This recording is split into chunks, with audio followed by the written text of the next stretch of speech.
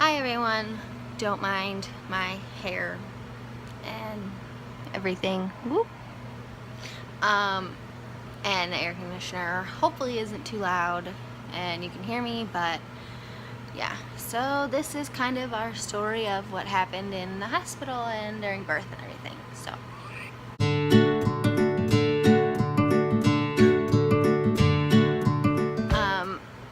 okay, well, first of all, meet Mr. Ryder. Yeah, he decided to come 3.5 weeks early. I was due on May 31st and he was born on May 7th. So, uh-oh. Are we getting fussy? Oh. Let's, here you go, bud. Here you go.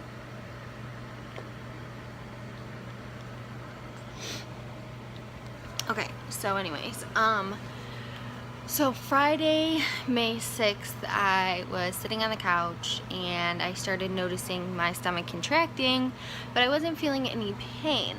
So it was like 6:30 or 7 o'clock when it started, and so I just kind of was sitting here like whatever. I was eating and I was just kind of relaxing, and then I started noticing that it was very consistent, so I started to time them, and they were about a minute long and about 4 minutes apart. So I decided to call my doctor, and he said to just hydrate and stay home for another hour, and if it was still happening, to call him back and go to the hospital. So that was about 9 o'clock when I called him. So I, was drinking some water and I was just laying down, and Cody was getting ready to go to work. And I decided, I told him to go to work, and I asked my parents to come and pick me up and take me to the hospital. So we got there about 10:30, maybe 11, and we were in the triage for a couple of hours, and they hydrated me, and they tried to get the contractions to space out, and I started feeling a little bit of pain towards the end of that, but then they decided to send me home because they said that there was no point in admitting me because my contractions had slowed down. So we went home, and we dropped off my mom, and my dad was driving me back to the apartment, and we got McDonald's because I was hungry. And 2 minutes away from mine and Cody's apartment, my water broke in the car.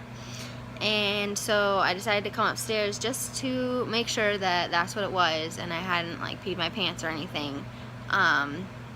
And of course it was my water, so we called the hospital and we went back, and they admitted me because of course after your water breaks they can't send you home again.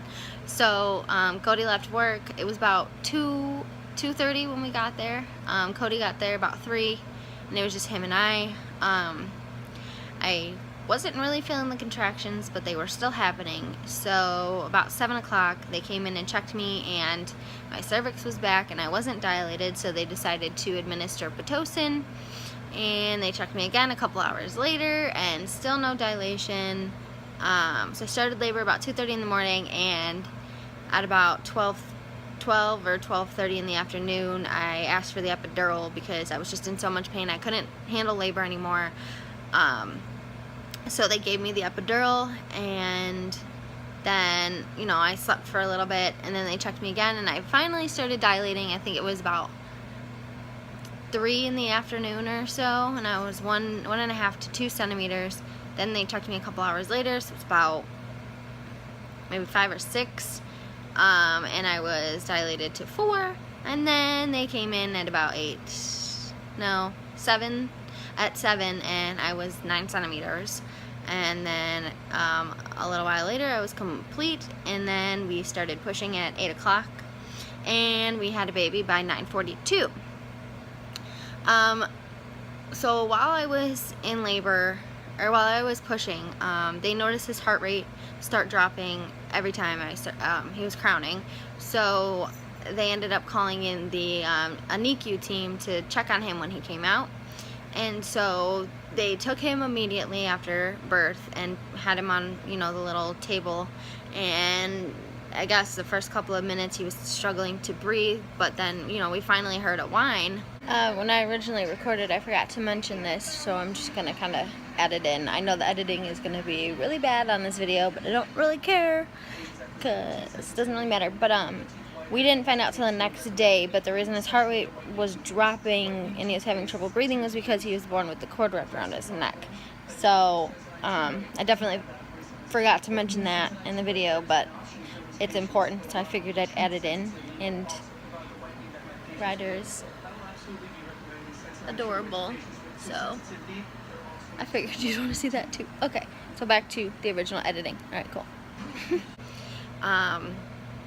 So he was over there for a good 20 minutes before either Cody or I got to see him, and then Cody went over and put on his first diaper and swaddled him, and we thought everything was okay. So he gave him to me, and then a couple minutes later they checked his blood sugar and it was low, so they ended up having to take him to the NICU. So about half hour after birth he was there, and for about an hour we didn't see him, and we went down to see him, and it was actually kind of sad for us because, you know, he had all these IVs and everything. So yeah, so that was about 3 o'clock in the morning.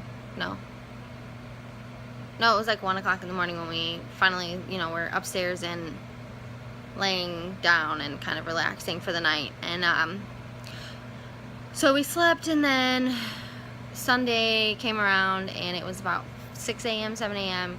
and we went down to the NICU to see him, and they said he had stabilized. Everything was good. He was just being fed through the IV.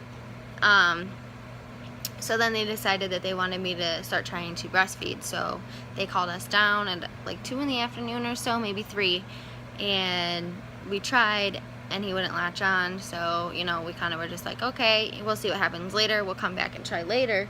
And then that night at about 10 o'clock, the doctor came in and told us that his IV was leaking, so they needed to do the IV through the umbilical cord. So they ended up doing that. You know, they said there's a risk of infection if it's in there for more than 7 to 10 days and blah, blah, blah, and then asked if they could start feeding him formula. I was a little bit upset because I had said if he needed food, give him, like, formula was fine. So I was kind of upset that they didn't really listen when I had said that, but yeah.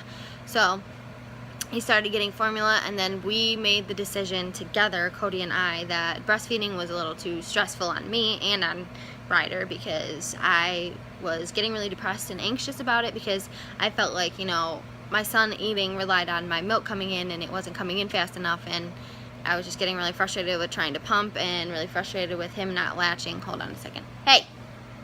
Get down. Get down. You're not supposed to be on there, you know that. Little butthead Willie. But anyways, so we decided he was gonna be a formula baby. Can you stop? Stop, Willie. Get down.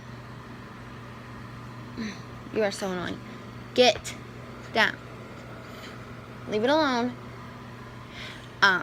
Yeah, so we decided he was just gonna be a formula baby. Excuse me. So there's that. So then, pretty much, we got discharged on Monday, and they obviously had to keep him. They said they weren't gonna release him until he took his entire feeding from a bottle, so no more IV and all that stuff. So we, you know, we were kind of upset, because it just sucks, because to hear, oh, well, your son is totally healthy, but you can't take him home until he learns how to eat, it's really stressful. It sucks, because all you want is to have your baby with you, and you can't.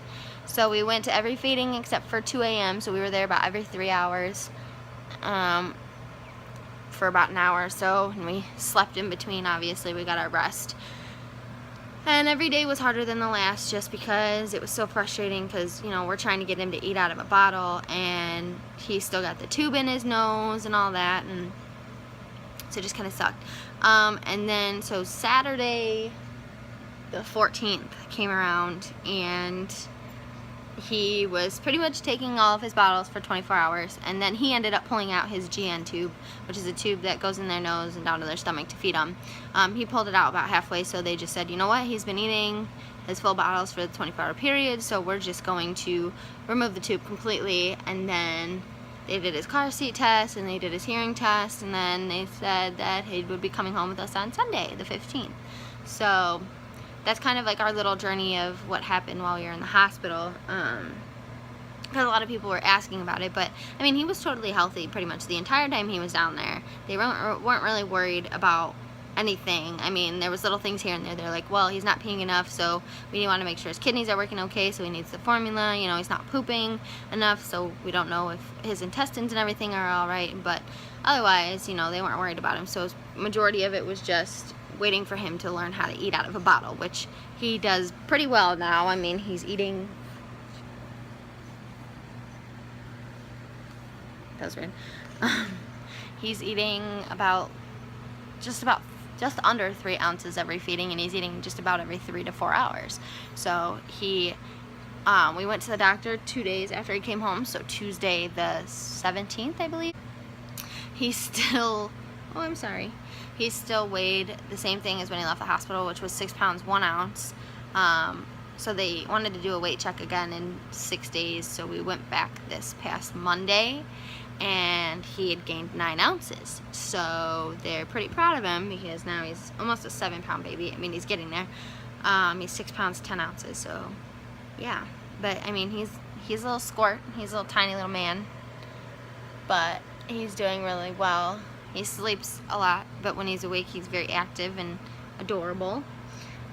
It's been super stressful on me, but I think I'll probably do another video about the postpartum anxiety that I have. But I just wanted to get the story out there so that people could hear about it and know what we went through, and it was really difficult. So we're blessed to have him home, and we're blessed that he was healthy, because it really could have been a lot worse. But yeah, so if you guys have any questions, don't hesitate to ask, and I'll probably do another video on postpartum anxiety and, you know, giving you guys updates on how he's doing, because I post plenty on Facebook, but sometimes it's nice to just be able to talk about everything that's going on. So thanks for watching, and I'll see you guys next time.